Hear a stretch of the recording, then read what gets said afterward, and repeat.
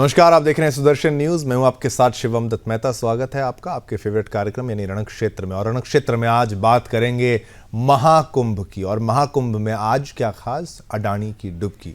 महाकुंभ जैसे बड़े धार्मिक आयोजनों में श्रद्धालुओं की भीड़ के बीच देश के जाने माने और सबसे अमीर उद्योगपतियों में से एक गौतम अडानी का आस्था की डुबकी लगाने आना न केवल आध्यात्मिक दृष्टि से बल्कि अर्थव्यवस्था के लिहाज से भी महत्वपूर्ण माना जा रहा है।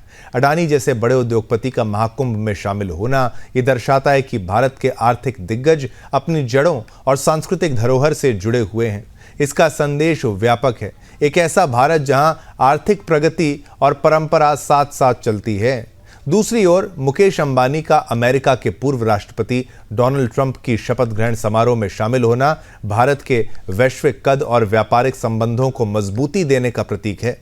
और यह दर्शाता है कि भारतीय उद्योगपति केवल घरेलू स्तर पर ही नहीं बल्कि अंतर्राष्ट्रीय स्तर पर भी अपने प्रभाव का विस्तार कर रहे हैं। अब जो विपक्ष पहले अडानी और अंबानी जैसे उद्योगपतियों की आलोचना करता था और उद्योगपतियों को आलोचना का केंद्र बनाता था, उनके लिए ये एक करारा जवाब है। इन दोनों उद्योगपतियों ने बार बार अपने कार्यों से साबित किया है कि वे भारत की अर्थव्यवस्था को मजबूती देने के लिए प्रतिबद्ध हैं। गौतम अडानी का महाकुंभ में आना और मुकेश अंबानी का वैश्विक मंचों पर भाग लेना भारत की आर्थिक और सांस्कृतिक शक्ति का प्रतीक है। यह दिखाता है कि भारतीय उद्योगपति हर स्तर पर देश को आगे ले जाने के लिए तत्पर हैं। उनके योगदान से भारत की अर्थव्यवस्था में सकारात्मक बदलाव सुनिश्चित होगा और विश्व स्तर पर देश की प्रतिष्ठा में वृद्धि होगी। वहीं कल सीएम योगी पूरी कैबिनेट के साथ पवित्र स्नान करेंगे, तो अमित शाह 27 जनवरी को स्नान करने पहुंच सकते हैं। वहीं राष्ट्रपति द्रौपदी मुर्मू जी का भी वहां पर स्नान करने का कार्यक्रम है। पीएम मोदी भी 5 फरवरी को पवित्र स्नान करने पहुंचेंगे। और इसी मुद्दे पर आज हम चर्चा भी करेंगे। हमारे साथ एक्सपर्ट्स भी जुड़ेंगे। महाकुंभ का मुद्दा, स्नान का मुद्दा और आस्था की डुबकी के साथ बड़े बड़े लोग वहां पर पहुंच रहे हैं, उद्योगपति वहां पर पहुंच रहे हैं और कितना बड़ा ये आयोजन है। सब कुछ होगी बात, हर एक बात पर, हर पहलू पर होगी हमारी नजर। लेकिन सबसे पहले देखिए हमारी ये स्पेशल रिपोर्ट।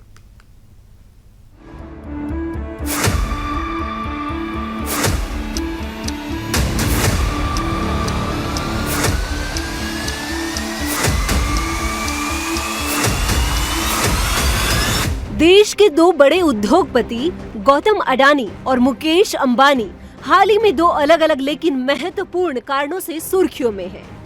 गौतम अडानी का महाकुंभ में आस्था की डुबकी लगाना और मुकेश अंबानी का अमेरिका में डोनाल्ड ट्रंप की शपथ ग्रहण समारोह में भाग लेना, दोनों घटनाएं भारतीय अर्थव्यवस्था और राजनीति में विशेष महत्व रखती है।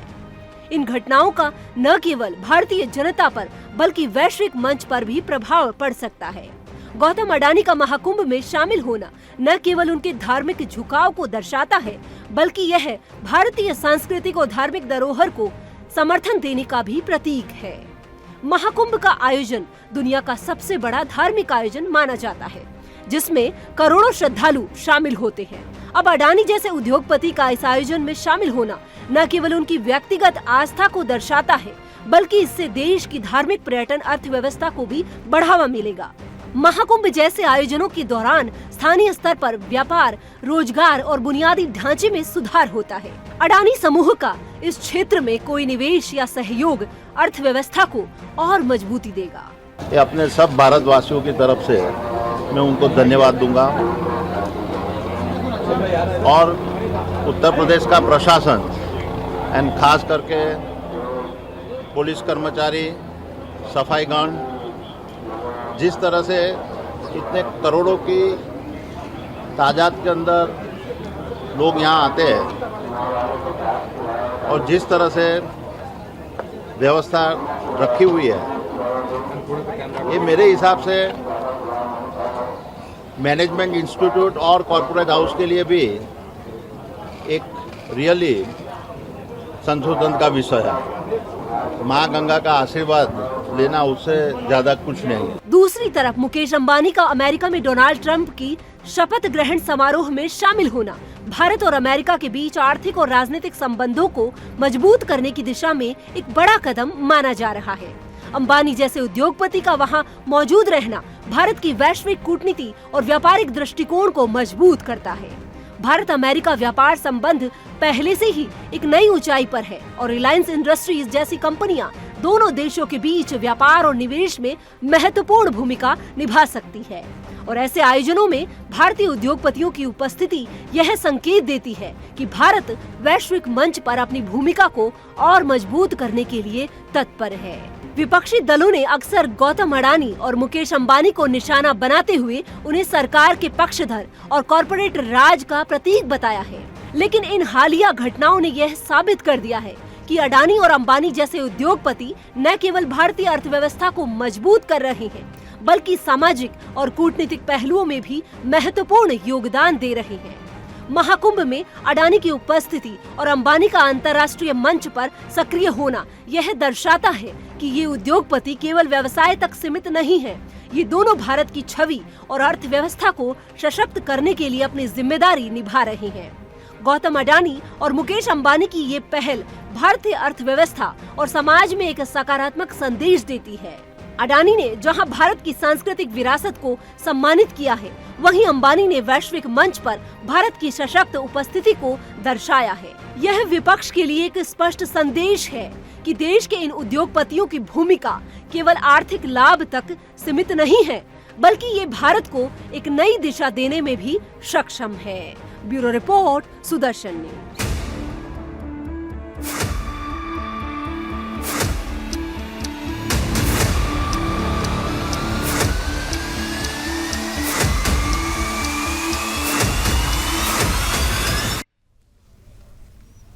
चलिए, आपने देखा एक तरीके से कि अडानी की डुबकी के बाद अब क्या विरोध होगा, क्या इस पर सवाल उठाए जाएंगे और फिर क्या अब ये विपक्ष भी समझेगा कि नहीं, उद्योगपति भी मानते हैं, आस्था की डुबकी लगाने वो आते हैं। और महाकुंभ का ये जो पर्व कह लीजिए आप इसको, जहाँ पर आस्था की डुबकी लगाने विश्व भर से श्रद्धालु आ रहे हैं, दर्शन के जो हैं व्याकुल जो हैं दर्शन को, वो लोग यहाँ पर तमाम आ रहे हैं, आके दर्शन का लाभ उठा रहे हैं और भगवान का आशीर्वाद ले रहे हैं। चलिए, इसी पर चर्चा करेंगे और बात करेंगे कि भाई भारतीय उद्योगपतियों की बढ़ती साख और विपक्ष का उन पर हमला, लेकिन क्या केवल विरोध ही करते रहेंगे, क्या केवल विरोध से ही लाभ है?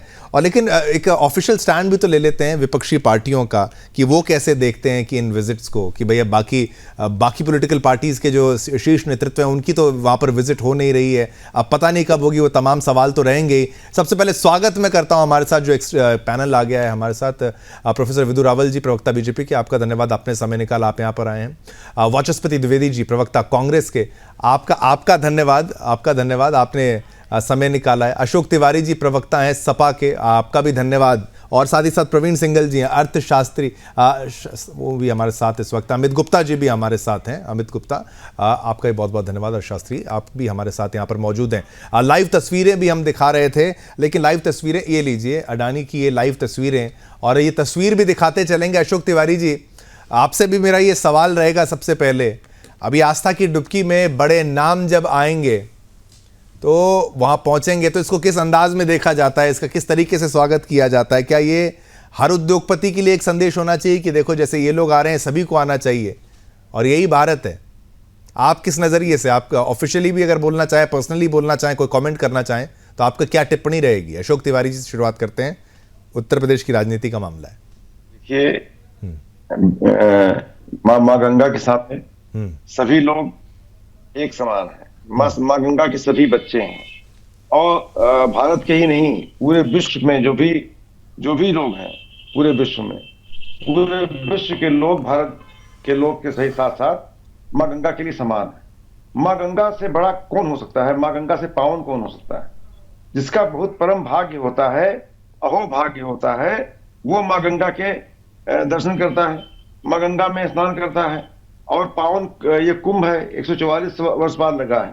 ये कुंभ तो महापावन है। इस कुंभ में जिसका नसीब होगा, इसका भाग्य होगा, वो जा पाएगा।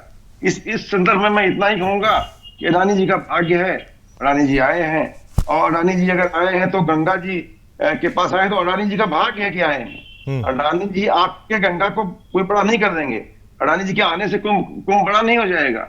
अडानी जी को उसका जो भी लाभ मिलेगा, अडानी जी का जीवन कृतकृत्य हो जाएगा, ऐसा मैं समझता हूं। अडानी जी ने यह अच्छा कार्य किया है जी। ठीक है, लीजिए, ये समाजवादी पार्टी का अशोक तिवारी जी का एक स्टैंड तो हमें यहाँ पर पता चला, लेकिन चलिए कांग्रेस का भी स्टैंड यहाँ पर ले लेते हैं। वाचस्पति द्विवेदी जी, आप कांग्रेस के प्रवक्ता भी हैं और एक लंबा इतिहास कह लीजिए आजकल तो 5 साल 10 साल भी बहुत होते हैं, इतिहास ही बन जाता है। जिस तरीके से विरोध अदानी का, कभी अंबानी का इस अंदाज में देखा जाता है, लेकिन फिर वो सनातन से जब जोड़ के नज़र आते हैं, ये जितनी भी आप बात कर लीजिए, जो बड़े घराने कह लीजिए या फिर ये एलीट बिजनेसमैन कह लीजिए, अगर मुकेश अंबानी वहाँ पर जाते हैं, डोनाल्ड ट्रंप से मुलाकात करते हैं, या फिर गौतम अडानी यहाँ पर अगर कुंभ में, महाकुंभ में वो जो अगर पहुँचते हैं दर्शन के लिए, तो इसको कांग्रेस किस नज़र से देखती है? अशोक जी, वाचस्पति जी, हाँ। अशोक जी सब नहीं, आपसे वाचस्पति जी, हाँ। अगर मेरे सामने अशोक जी अजय जी, आप सबको नमस्कार। जैसा कि आप लग रहा है कि आप बड़ा घालमेल कर दिए हैं, आस्था को भी एक व्यापारीकरण कर दिया है और कॉर्पोरेटाइजेशन कर दिया है और पैसे वालों का दिखाना चाह रहे हैं कि शायद कुंभ होता है।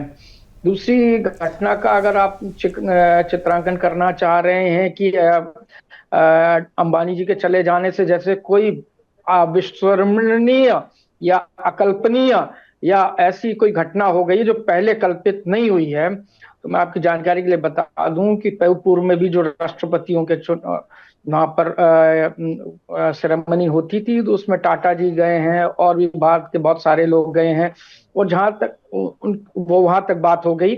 अभी अडानी अंबानी पहुंच के कोई बहुत बड़ा काम उसमें नहीं हो गया। विश्व के बहुत वहां पे लोग आमंत्रित किए गए हैं। अगर आप देखें तो वहां पे सुंदर पिचाई जी वहां पर उपस्थित हैं। अगर आप वहां पे देखें तो उषा बेंसी जी उपस्थित हैं। भारत के बहुत नहीं, विश्व के बहुत सारे व्यापारियों को आमंत्रित किया गया। कोई एक बहुत विशेष बात नहीं होगी, बुलाया गया, ये सम्मान की बात है। अब बात कर लें अगर हम इनके साथ, तो आप चर्चा इसकी नहीं करते हैं, आप चर्चा तो करना चाहिए। फिर अब सभी का जो भी भारतवासी है, जो भी सनातन धर्मी है, उन सबकी बात करिए ना। उसके पहले आप जवाहरलाल नेहरू जी भी है 1954 में, उसकी चर्चा नहीं करेंगे आप कुंभ में। इसके बाद शास्त्री जी की अस्थियों को लेके इंदिरा जी गई में, वो उस पर चर्चा नहीं करेंगे। 2001 में सोनिया गांधी जी में डुबकी लगाई, और ये सभी सनातन धर्मियों का के लिए बड़ा गौरव की बात, और इतना दुर्लभ इस बार योग पड़ा हुआ है। इसमें हर भारतवासी को, हर किसी को होना चाहिए कि किसी धर्म संप्रदाय, किसी आस्था और उसके विषय का बात नहीं है। जो भी पुण्य अर्जित करना चाहता है, जो भी अपने को निर्मल करना चाहता है, जो पवित्र होना चाहता है, वो उससे नहीं। लेकिन आप लोग उसको ग्लैमराइज ऐसा कर रहे हैं जैसे उनके अडानी जी के चलाने से बहुत बड़ा कोई ऐसा काम हो गया है जो अकल्पनीय था, अविस्मरणीय हो गया है। अब आइंदा इनसे बड़ा कोई जाएगा नहीं। ऐसी ये चीजें थोड़ा सा से बचना चाहिए। वाचस्पति जी, अडानी जी चले जाने तो व्यापारी व्यक्ति हो सकते हैं, व्यापार में चले गए तो कोई बात नहीं, उनसे बड़े बड़े लोग नहीं, मतलब कोई अच्छा बहुत सारे नहीं, कोई ऐसा उनसे बड़े लोग भी आए हुए हैं। बड़ा आपने विदेशी लोग भी तो आए हैं। वाचस्पति जी, मैं कह रहा हूँ कि आप इसको कह रहे हैं कि हमने दो लोग क्या जाने से नहीं, दो लोग थोड़ी हो गए अडानी, 2 लोग। मैं वही कह रहा हूँ कि आप इसको बड़ा डाउन प्ले कर देते हैं। अरे अडानी जी के जाने से कुंभ महान हो गया है क्या? नहीं तो आपकी पार्टी, मैं कह रहा हूँ, देखिए मैं कह रहा हूँ, मैं कहता हूँ महान तो खैर क्या होगा, आप कहते हैं मीडिया अटेंशन, आप यही है ना आपका कहना? हमारे नेता कौन? सोनिया जी गई है, कब? उस पर आप चर्चा नहीं करते हैं। सोनिया जी गई 2001 में, घटना बताऊं? 2001 में 2001 में 2001 में अभी क्या दिक्कत है? अभी जाएंगे, अभी जाएंगे कि नहीं जाएंगे? कब जाएंगे? राहुल गांधी जी, सोनिया गांधी जी। अब आप इस विषय पर आ गए। हाँ, अरे आप इस विषय पर आ गए। नहीं तो क्या आपके अनुसार मैं विषय बनाऊंगा क्या? तो नहीं है कोई बात नहीं। अजय जी, तो फिर इसके अजय नहीं, शिवम, 2025 से पहले फिर अडानी जी क्यों नहीं चले गए? हाँ, अगर आप तर्क की बात हो गई ना, नहीं तर्क नहीं, आपने डाउन प्ले ऐसा कर लिया। आप कह रहे हैं कौन सा बड़ी बात हो गई? आप कह रहे हैं कौन सा बड़ी बात होगी? ऐतिहासिक बात थोड़ी होगी, वाचस्पति जी, वाचस्पति जी, महान हो गई, जब लीडर महान हो गया, अच्छा योग बड़ा हो गया, या वाचस्पति जी, अंबानी जी के जाने से ट्रंप जी महान हो गए। ऐसा लग रहा है, ऐसा प्रतीत हो रहा है आपकी बातों से। देश का नाम हो रहा है ना, अच्छा हो रहा है, क्योंकि वहां पे देखो ट्रंप तो कुछ कहते नहीं ना, ट्रंप तो ना अंबानी को गाली देते हैं ना अडानी को गाली देते हैं। अजय नहीं, अरे वाचस्पति जी आपका नाम भी गलत लेना चालू करूंगा, शिवम नाम है मेरा। टाटा भी गए। हाँ शिवम, अब बोलिए। नहीं, मुझे जो लिख के आया था, नहीं कोई बात नहीं, ठीक है, मैं कह रहा हूँ आप डाउन प्ले कर लेता हूं। नहीं ठीक है, कोई बात, आप डाउन प्ले क्यों कर रहे हैं अगर वो वहां पर गए? डाउन प्ले नहीं कर रहा है, मैं डाउन प्ले नहीं कर रहा। मुझे लगा बड़ा अच्छा अशोक तिवारी जी की तरफ से कहिए, अशोक तिवारी जी ने कितना अच्छा बताया, वो तो उनके पुण्य भाग है, वो वहां पर गए, दर्शन उनको मौका वहां पर मिला। अब आप कह रहे मीडिया टेंशन मिला, मैं कहता हूं राहुल गांधी जाएं हैं और आप कांग्रेस के बड़े लीडर जाएं, हम दिखाएंगे, क्यों नहीं दिखाएंगे?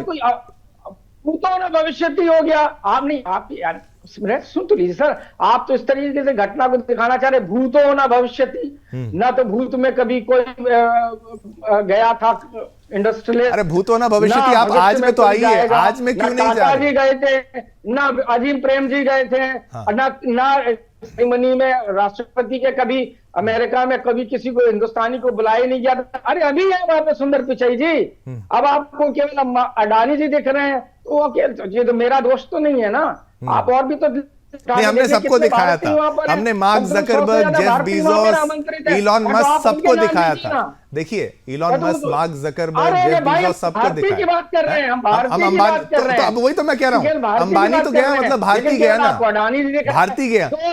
इसमें ये ना थोड़ा सा ये आप जो हिंट्स को समझते नहीं। भाजपा के 2 लाल, मोदी के 2 लाल, अडानी और अंबानी 2 लाल, इसके अलावा कुछ है ही नहीं। ये लीजिए तो अच्छा, मतलब ये आपकी बात बिल्कुल ठीक है, तो मतलब आप नहीं देखते हैं वाचस्पति जी, तो जो ट्रंप है वो ट्रंप क्यों अंबानी को बुला रहे हैं? ट्रंप क्या पहुंच गए? अरे सुन तो लीजिए, ट्रंप महान हो गए। अरे अंबानी व्यवसायी है क्या? ट्रंप ने अंबानी को क्यों बुलाया? वाचस्पति जी, ट्रंप ने अंबानी को क्यों बुलाया? अरे भैया सुंदर पिचाई जी, सुंदर पिचाई जी कौन है? गूगल के सीईओ हैं, वो तो वहीं पर बैठे हैं, वो तो विदेश में बैठे हैं। प्रभु, हाँ जी ईश्वर, बोलिए। जेएफ केनेडी ने बुलाया था, जेएफ केनेडी ने भी बुलाया था, जमनालाल बजाज जी को बुलाया गया था। तो अच्छी बात है ना, आप गौरवान्वित होते हैं, पहली बार नहीं हुआ ना। आप गौरवान्वित होते हैं कि नहीं होते? अरे हम तो गौरवान्वित हो रहे हैं, लग नहीं रहे। ऐसा नहीं, आप भूतों ना भविष्य की बात करते करते ऐसा प्रतीत नहीं हो रहा है कि भाई एक प्रसन्न चित्त, थोड़ा सा अपनी चेतना, मन थोड़ा आपका एजेंडा ऐसा लग रहा कि जैसे कोई एजेंडा नहीं है, कोई एजेंडा। वाचस्पति जी आइए, ये जो सोच के बादल आपके मस्तिष्क में छाए हुए हैं, आप सोच रहे हैं कि ऐसा एजेंडा है, कोई एजेंडा नहीं होता। इतने चैनल में काम किया, कोई एजेंडा नहीं होता। क्या एजेंडा? आपसे एक प्रश्न था, उद्योगपति अंबानी आपके टाइम में नहीं था, चलिए ठीक है, मैं यही देखना चाहता था, ये इतनी मिर्ची क्यों लग रही है? इतनी तो देखिए, अशोक तिवारी जी को इतनी परेशानी नहीं हुई जितनी परेशानी आपको है, आप चुप नहीं कर रहे, ठीक है। आपको मौका दिया। अर्थशास्त्र क्या होता है वो भी हो समझेंगे, लेकिन चलिए एक क्विक कमेंट यहाँ पर विदुर रावल जी का पहले ले लेते हैं। मैं ये कहेंगे कि भाई ये दिखाना, हाईलाइट करना क्यों आवश्यक है? हम तो कहते हैं हम सबको दिखाएंगे, आइए ना, हम किसको छोड़ते हैं, हम सभी को दिखाने का प्रयास करते हैं। सनातन की तो प्रेमी है हम, लेकिन सनातन प्रेम में अगर हम नजर नहीं आ रहे विपक्षी पार्टी के नेता, और अगर कोई बिजनेसमैन जाता है तो लोग दिखाएंगे ना, ये हम थोड़ा ना दिखा रहे हैं, वो तो हमें आता है ओपन सोर्स से। विदुर रावल जी आप क्या कहेंगे?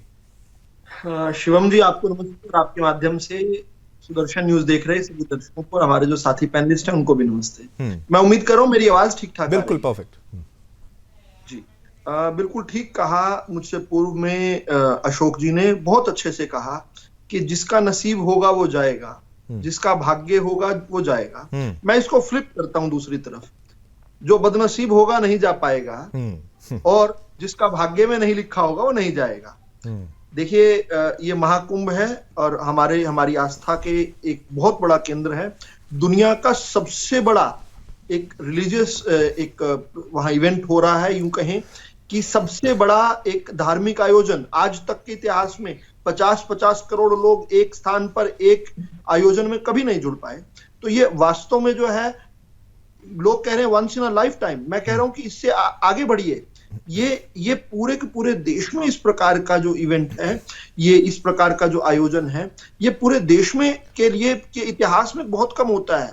ऐसा अवसर कभी नहीं मिलता जब 50-50 करोड़ लोग, जो दुनिया की जो जनसंख्या है उसमें 50 करोड़ जो है केवल 2 ही देश के नागरिक हैं, यानी 2 देशों की जनसंख्या इतनी है। लेकिन इसके बावजूद भी कुछ लोग जो है कह रहे हैं कि वो चले गए, डाउन प्ले, ओवर प्ले की बात खेल रहे हैं।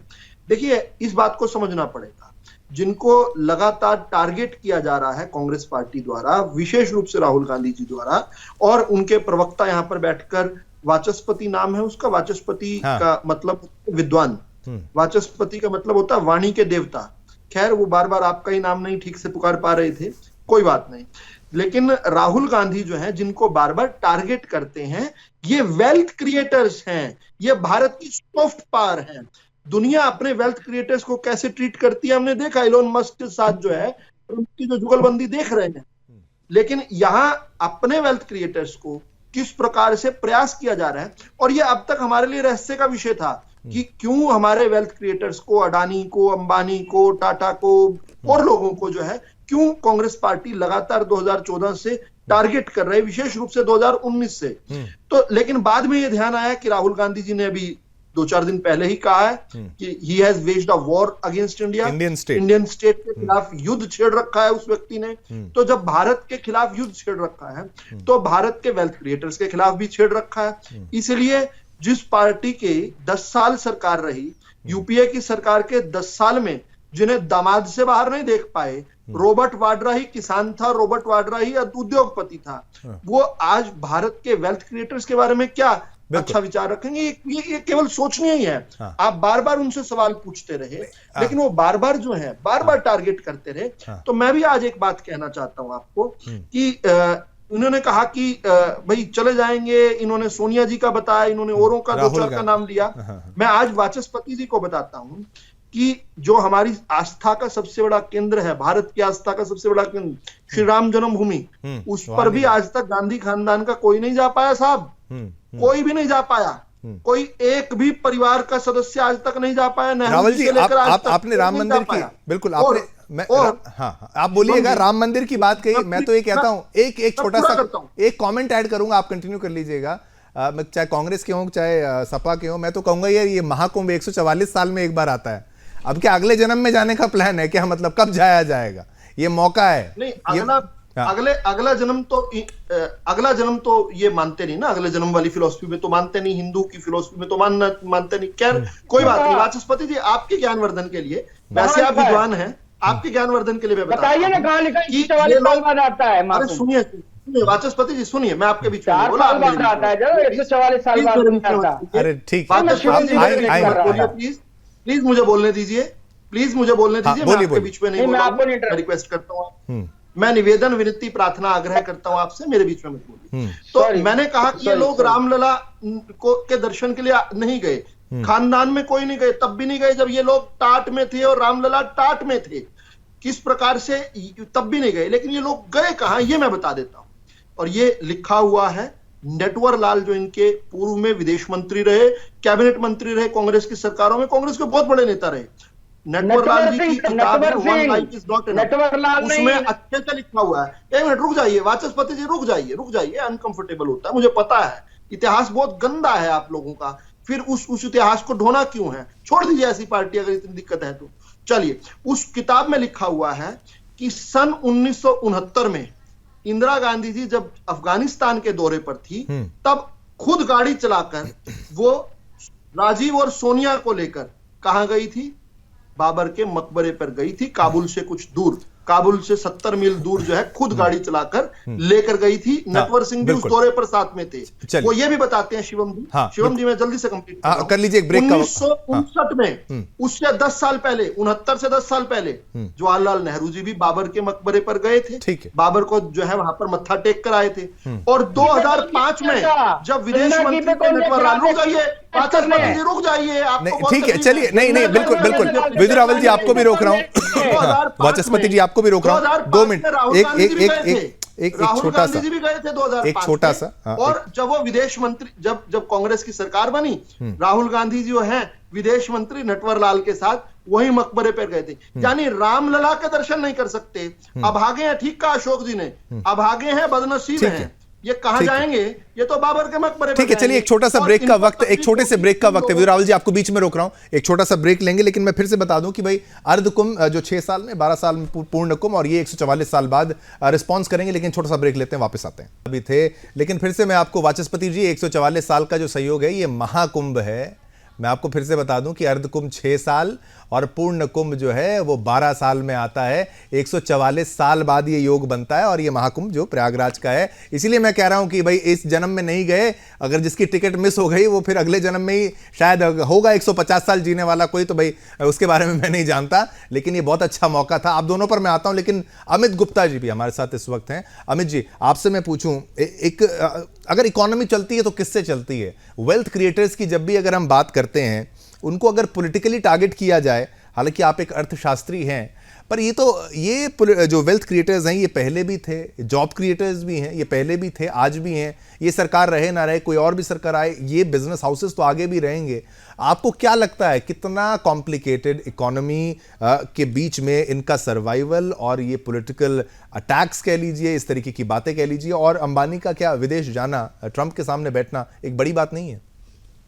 आप सभी को मेरा सादर नमस्कार, और आपके जितने भी दर्शक हैं उन सबको भी मेरा सादर नमस्कार। मैं सबसे पहले कहना चाहूंगा कि इस देश में जिसने भी जन्म लिया है वो इस देश का नागरिक है, और इस देश का हर बंदा, चाहे वो उद्योगपति है, एक समान मानवी है, उसको महाकुंभ में जाने का पूरा अधिकार है। तो ये बहस करना कि वो उद्योगपति वहां गया है, उसकी क्रिटिसाइज करना, वो देश के लिए ठीक नहीं है। इस देश में कोई गरीब इंसान है या बड़े से बड़ा अडानी या अंबानी साहब जैसे उद्योगपति है, वो कुंभ में बिल्कुल जाएंगे, तो हमारे लिए गर्व की बात है कि वो भी सनातन परंपरा को अपना रहे हैं। इसके अलावा मैं कुछ फिगर आपके सामने रखना चाहूंगा कि जो आपको पता है कि गवर्नमेंट का PSA steel authority of India, उसने लगभग 40,000 से 45,000 टन स्टील सप्लाई किया इस महाकुंभ के लिए, जिससे कि काफी इंफ्रास्ट्रक्चर डेवलप हुआ है। इसके अलावा जो हमें अनुमान है कि देश की GDP में लगभग 4 लाख करोड़ रुपए का इजाफा होगा। हमें एक अनुमान है कि 40 से 45 करोड़ लोग इस महाकुंभ में जाएंगे, और अगर मैं एवरेज लेता हूं कि एक बंदे का खर्चा 10,000 रुपए भी वो खर्च करता है, तो लगभग 4 लाख करोड़ की GDP में इंक्रीज होगा, जो कि यूपी के अलावा पूरे देश के लिए एक बहुत बड़ी कामयाबी भी होगी और इकोनॉमी के लिए बूस्टर साबित होगी। इसके अलावा मैं ये भी यहाँ पर मेंशन करना चाहूंगा कि इस महाकुंभ में लगभग जो देश और विदेश की बड़ी कंपनीज है, राइट, उन्होंने लगभग 3,000 करोड़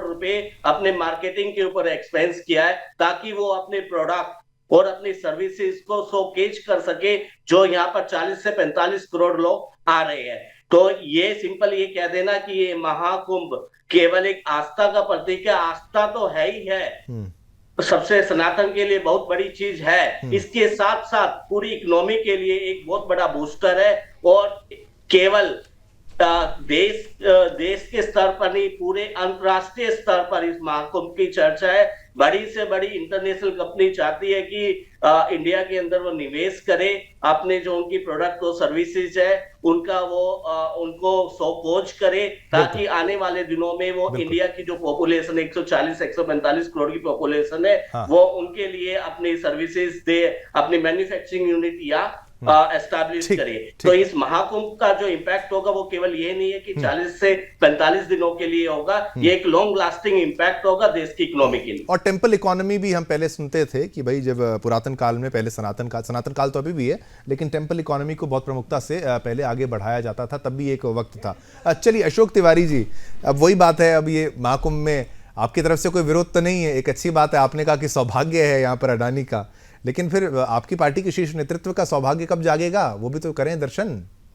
देखिए, ये तो अपने व्यक्तिगत सवाल है, और व्यक्तिगत सवाल का जवाब ये होता है कि समय आएगा, आप खुद देखेंगे और स्वयं जानकारी प्राप्त करेंगे। इस विषय में मेरा कुछ कहना ठीक नहीं है, नंबर 1। दूसरी बात मैं कहना चाहता हूं महाकुंभ पर कहना चाहता हूँ। महाकुंभ एक महापर्व है और यह आपने सही कहा, 144 वर्ष के बाद ये आया है।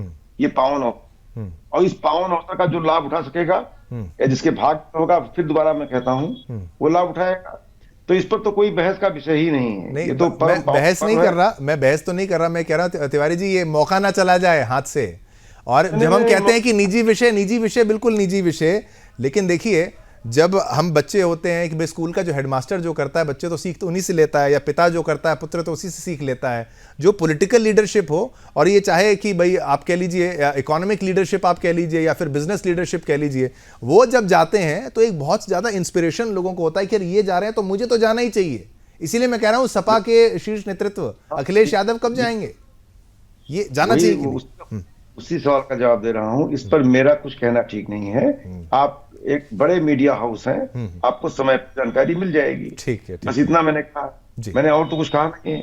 मैंने कहा कि ये पर्सनल या जो भी विषय है आपका, लेकिन इस विषय पे जानकारी आपको स्वयं मिल जाएगी, हमारे कहने की जरूरत आशा करते हैं कि अच्छी जानकारी। बिल्कुल बिल्कुल बिल्कुल बिल्कुल, बोलिए। अब मैं कहना चाहता हूँ कि जो है भगवान केदारेश्वर का मंदिर इटावा में बन रहा है, आपको पता होगा, और वो भी बनकर जल्दी तैयार हो जाएगा और हम लोग उसका दर्शन करेंगे। ये मैं कह रहा हूँ, सनातन धर्म की जहां तक बात है, सनातन परंपरा की बात है, सनातन परंपरा में गहरी आस्था रखते हैं आदरणीय यादव जी, इसमें कोई विषय ही नहीं है। आपका सवाल कुछ ऐसा था, कुछ ऐसा था, बस थोड़ा सा ये है कि भाई राम मंदिर का जो इतिहास था उसको लेकर थोड़ा गड़बड़ है समाजवादी पार्टी का। चाहिए तो मैंने अपनी बात कह दी। सनातन परंपरा का हम सभी सनातन धर्म में जो भी लोग हैं, सनातन प्रेमी हैं, हम सभी समाजवादी पार्टी में जो भी लोग हैं, भिन्न धर्म। चलिए मैं आशा करता हूँ जाए, हम तो कहते हैं हर कोई जाए, जी हाँ जल्दी जाए, लेकिन 144 साल बाद में। वाचस्पति जी आपका थोड़ा सा ये डाउट था, आप शायद मुझे करेक्ट कर रहे थे, लेकिन मेरा सौभाग्य हुआ कि भाई ईश्वर ने कृपा करी, मैं आपको करेक्ट कर रहा हूँ। 144 साल बाद है अगला वाला। कुंभ में जाएंगे, जरूर जा सकते हैं, लेकिन राहुल गांधी जी, हाँ बिल्कुल, प्लीज भेज दीजिए अगर जी क्या कह रहे हैं? नहीं, अगर जा सकते हैं क्या, मतलब कोई जा रहा है कि नहीं जा, मतलब शीर्ष नेतृत्व को थोड़ा सा ये करा देना चाहिए, चेता देना चाहिए कि भाई चले जाना चाहिए। हाँ बिल्कुल ठीक बात है। मैंने आपको 2 दृष्टांत दिए ना, उनकी माँ 2001 में, उनके दादी इंदिरा जी वो गई हैं कुंभ में, इसके पहले उनके जवाहरलाल नेहरू जी वो गए हुए हैं, हमारी कांग्रेस पार्टी रही है, मालवीय जी वहां रहे हैं, इसके अलावा जो वहां पे इस समय सांसद हैं हमारे कांग्रेस के वो भी वहां पे रहे हैं, इसके अलावा सभी लोग हैं। तिवारी जी शायद बताना भूल गए, चूंकि उनके चाचा एक्सपायर हुए हैं अभी, और अखिलेश जी के, तो इन परिस्थितियों में वहां दर्शन स्नान करना वाजिब नहीं बन रहा था। अभी वो कर्म हो जाएगा, उसके बाद रुक जाएंगे और जाना चाहिए। हमारे यहाँ सभी लोग जाएंगे, ऐसा नहीं है, हमारी पार्टी के सारे लोग जा रहे हैं। और इसके हमने आपको इतिहास बता दिया कि इसके पहले परिवार के सारे लोग गए हैं, क्यों नहीं जाएंगे? ऐसा नहीं, राम मंदिर नहीं गए और महाकुंभ नहीं गए। देखिए भक्त हैं, अनन्य भक्त बिल्कुल, वो ब्राह्मण भी हैं, बिल्कुल ये भी सामने आया था। ठीक है, वाचस्पति जी अब अभी जाना जरूरी था, आवश्यक था, इसीलिए अब थोड़ा सा जितना आपने डाउन प्ले अदानी अंबानी को किया, मैं कह रहा हूँ इसको भी थोड़ा हाइप करना चाहिए कि भाई सभी को जाना। आप ग्लोरीफाई कर रहे थे, केवल आप 2 लोगों को दिखा रहे थे। मैं तो ग्लोरीफाई करूंगा, राहुल गांधी भी जाएंगे, मैं ग्लोरीफाई करूंगा। मैं आज द्विवेदी जी मैं कह रहा हूँ ग्लोरीफाई मैं करूंगा। नहीं केवल एक व्यक्ति पर आप क्यों चर्चा कर रहे हैं? नहीं ठीक, करना चाहिए ना, जब इतना मजाक इतनी फजीयत करते हैं, इतना विरोध करते हैं, तो बात तो करनी चाहिए। बिजनेस हाउस नहीं, ठीक है द्विवेदी जी, केवल एक व्यक्ति की बात चर्चा, एक व्यक्ति क्या, सारे व्यक्ति, बिजनेस हाउस, भारत की बात। विदु रावल जी क्विक कमेंट, खत्म हो जाएगा समय। हाँ एक भारतीय तो नहीं चला गया ना, तो आप दोनों को स्पेसिफिकली जल्दी ठीक है दे दीजिए। नहीं आप 144 साल याद रखिएगा, 144 साल याद रखना। हाँ बोलिए। वाचस्पति जी को तो आप मना ही देंगे, राहुल गांधी को वाचस्पति मना पाए ना, वाचस्पति जी रुक जाइए ना, आपको तो मना ही लेंगे शिवम जी, मुझे लगता है, पूरा मुझे विश्वास है। लेकिन देखिए 1954 की जो बात बार बार कही, अरे सुनिए, जय भोलेनाथ, अच्छा हुआ आप है, चलिए बहुत बढ़िया, बहुत बढ़िया। सर बीच में आपके बीच में कभी नहीं बोला हूँ मैं। बोलिए रावल जी, आप बोल लीजिए, समय बहुत। 1954 की 3 बार जो है उल्लेख कर दिया वाचस्पति ने, तो मैं भी उनको बता दूं जरा 1954 में क्या हुआ था। 1954 का जो कुंभ के आयोजन के अंदर 1000 से अधिक लोग जो हैं भगदड़ के अंदर मारे गए। और उस पर नेहरू जी ने क्या कहा था वो सुन के जाइएगा, असल मामला वहां है। नेहरू जी ने कहा था कुछ भिखारी मर गए, ये आपको इंटरनेट पर इजीली अवेलेबल हो जाएगा, कुछ भिखारी मर गए, ये शब्द उन्होंने उनके उपयोग किए थे। लेकिन आज महत्वपूर्ण क्या है, ये जो वेल्थ क्रिएटर्स हैं, ये क्या क्या हमारे लिए इंडिया को एक ग्लोबल सुपर पावर बनाने की ओर वर्ष पर खड़े हैं। आज CNN की रिपोर्ट कहती है कि कहां खड़ा है भारत, नहीं खड़ा है जहां 1820 में ब्रिटेन खड़ा था, जहां 1975 में साउथ कोरिया खड़ा था, जहां अमेरिका खड़ा था, यूएस खड़ा था, जहां 2000 शुरू होने पर चीन खड़ा था, वहां पर भारत खड़ा है। इन लोगों ने तो जरूर अपने वेल्थ क्रिएटर्स, अमेरिका ने एप्पल बनाया, एमरेन बनाया, GM मोटर्स बनाया, फोर्ड और मैकडॉनल्ड्स बना लिए, कोरिया जैसे देश ने भी सैमसंग, टाई, देवू बना दिया। भारत के भी वेल्थ क्रिएटर्स समय इतना ही था। प्रयास मेरा रहा सभी को बराबर का मौका मिले। धन्यवाद करना चाहूंगा अमित गुप्ता का, जिस तरीके से उन्होंने पूरा अर्थशास्त्र यहां पर समझाया। बहुत बहुत धन्यवाद अमित आपका। हमारे साथ सपा के प्रवक्ता भी थे तिवारी जी, आपका बहुत बहुत धन्यवाद। अशोक जी और वाचस्पति द्विवेदी जी कांग्रेस के प्रवक्ता, आपका भी धन्यवाद। और विदुरावल जी आपका बहुत बहुत धन्यवाद। वाचस्पति जी, फिर मुलाकात होगी, फिर चर्चा होगी। चलिए, इस कार्यक्रम का समय तो समाप्त होता, लेकिन सौरभ तिवारी हमारे वरिष्ठ संवाददाता और ब्यूरो चीफ दिल्ली के, उन्होंने बात की है मनोज तिवारी से, क्या खास बातचीत की है, जरा वो भी सुनते जाइएगा। केजरीवाल के एक बयान से दिल्ली की जो सियासत है वो गर्मा गई है। हम बात करते हैं भारतीय जनता पार्टी के स्टार प्रचारक मनोज तिवारी साहब से। मनोज जी, जिस तरह से रामायण का एक प्रसंग उल्लेख कर रहे थे अरविंद केजरीवाल, और उन्होंने जो बयान दिया है रावण के संबंध में, क्या कहेंगे इस पर आप? हम तो हैरान नहीं हैं, हम माँ सरस्वती का धन्यवाद करते हैं। माँ सरस्वती ने अरविंद केजरीवाल का परिचय बता दिया है। देखो, इस समय देवता भी रक्षा कर रहे हैं दिल्ली की, और भारतीय जनता पार्टी आ जाए सरकार में, दिल्ली की समस्याएं दूर हो, ये माँ सरस्वती भी चाहती हैं। हर चुनाव में ये जाते हैं हनुमान जी के मंदिर, ये जाते हैं, बोलते हैं हम तो जी बहुत हिंदू धर्म के बहुत समर्थक हैं। तो माँ सरस्वती ने सोचा होगा कि फिर करेगा, इसलिए कल उनका असली परिचय करा दिया। अरविंद केजरीवाल वैसे तो बहुत अलर्ट रहता है, क्योंकि चोर बहुत अलर्ट रहते हैं।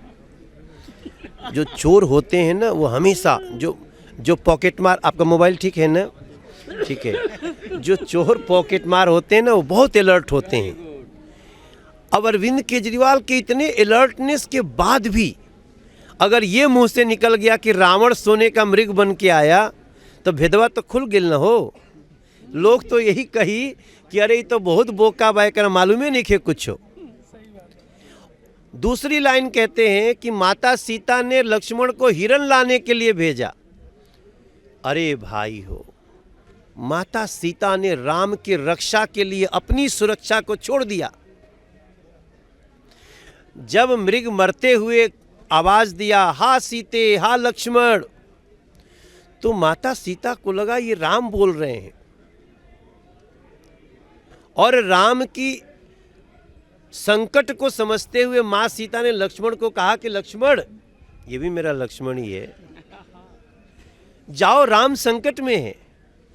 लक्ष्मण ने कहा, मां, राम भैया संकट में हो ही नहीं सकते, उन्होंने आपकी रक्षा के लिए बोला, मेरी रक्षा जरूरी नहीं है, राम की रक्षा करो। ये कह रहा है हिरण मंगाने के लिए भेजे। ये माता सीता पे दोषारोपण है, ये माता सीता का अपमान है। मनीष सिसोदिया तुरंत अरविंद केजरीवाल का निंदा करें, नहीं तो मनीष सिसोदिया का पूरा क्षत्रिय समाज इनका बहिष्कार कर देगा। मनोज जी, आपको नहीं लगता है कि जिस तरह से रामायण के बारे में सबको पता है, अरविंद केजरीवाल किसी को खुश करने के लिए ऐसे बयानबाजी कर रहे हैं क्या? भैया, मूर्ख आदमी अपनी मूर्खता का परिचय देता है। ये दिल्ली को समझ में आ गया कि ये रामायण और गीता पढ़ने वाले नहीं हैं, ये सिर्फ भ्रष्टाचार कैसे करें इसका किताब पढ़ने वाले हैं। तो ये थे हमारे साथ बीजेपी के स्टार प्रचारक मनोज तिवारी जी, जिन्होंने अरविंद केजरीवाल पर रामायण के बहाने निशाना साधा और कहा कि उनको रामायण की जानकारी नहीं है। कैमरामैन चंदन के साथ सौरभ तिवारी, सुदर्शन न्यूज, दिल्ली।